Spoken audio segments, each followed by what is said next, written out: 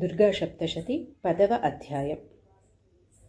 अथ दशमोऽध्यायः।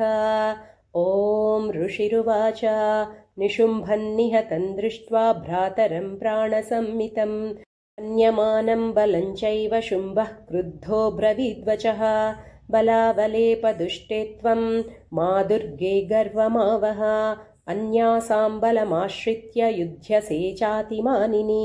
देव्युवाच एकैवाहं जगत्यत्र द्वितीया का ममापरा पश्यैता दुष्टमय्येव विशन्त्यो मद्विभूतयः। ततः समस्तास्ता देव्यो ब्रह्माणि प्रमुखालयम् तस्या देव्यास्तनौ जग्मुरेकैवासीत्तदाम्बिका। देव्युवाच अहं विभूत्या बहुभिरिह रूपैर्यदा स्थिता तत्सहृतं मयैकैवा तिष्ठाम्याचौ स्थिरो भव। ऋषिरुवाच ततः प्रववृते युद्धं देव्याः शुम्भस्य चोभयोः पश्यतां सर्वदेवानामसुराणां च दारुणं शरवर्षैः श्रितैः शस्त्रैस्तथा चास्त्रैः सुदारुणैः तयोर्युद्धमभूद्भूयः सर्वलोकभयङ्करं दिव्यान्यस्त्राणि शतशो मुमुचेयान्यथाम्बिका बभञ्जतानि दैत्येन्द्रस्तत्प्रतिघातकर्तृभिः मुक्तानि तेन चास्त्राणि दिव्यानि परमेश्वरी बभञ्जलीलयैवोग्रहुङ्कारोच्चारणादिभिः ततः शरशतैर्देवी माच्छादयतसोऽसुरः सापि तत्कुपिता देवी धनुश्चिच्छेदचेषुभिः छिन्ने धनुषि दैत्येन्द्रस्तथा शक्तिमथा ददे चिच्छेददेवी चक्रेण तामप्यस्य करे स्थितां ततः खड्गमुपादाय शतचन्द्रं च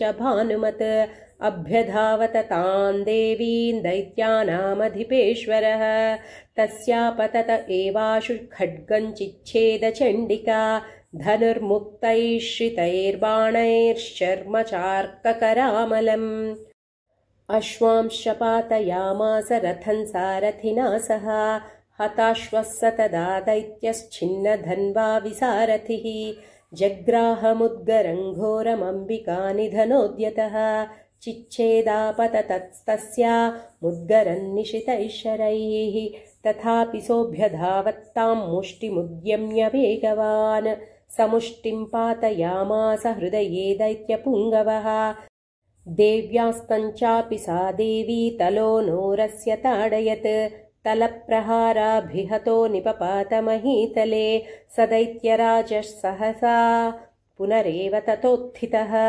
उत्पत्य च प्रगृह्योच्चैर्देवीं गगनमास्थितः तत्रापि सा निराधारा युयुधे तेन चण्डिका नियुधन्खे तदा दैत्यश्चण्डिका च परस्परं चक्रतुः प्रथमं सिद्धमुनिविस्मयकारकं ततो नियुद्धं सुचिरं कृत्वा तेनाम्बिका सह उत्पाट्य भ्रामयामास चिक्षेपधरणीतले सक्षिप्तो धरणीं प्राप्य मुष्टिमुद्यम्य वेगवान् अभ्यधावत दुष्टात्मा चण्डिका निधनेच्छया तमायान्तन्ततो देवी सर्वदैत्यजनेश्वरं जगत्यां पातयामास भित्त्वा शूलेन वक्षसि सगतासुः पपातोर्व्यां देवी शूलाग्रवीक्षतः चालयन् सकलां पृथ्वीं साब्धिद्वीपां सपर्वतां ततः प्रसन्नमखिलं हते तस्मिन् दुरात्मनि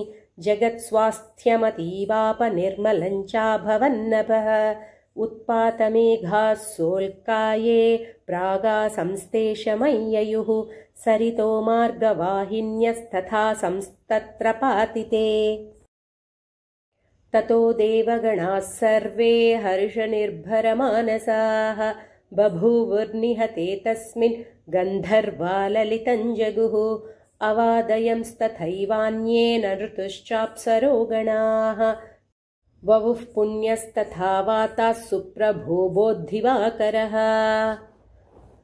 स्वस्ति श्रीमार्कण्डेयपुराणे सूर्यसावर्णिके मन्वन्तरे देवी माहात्म्ये दशमः श्रीजगदम्बार्पणमस्तु।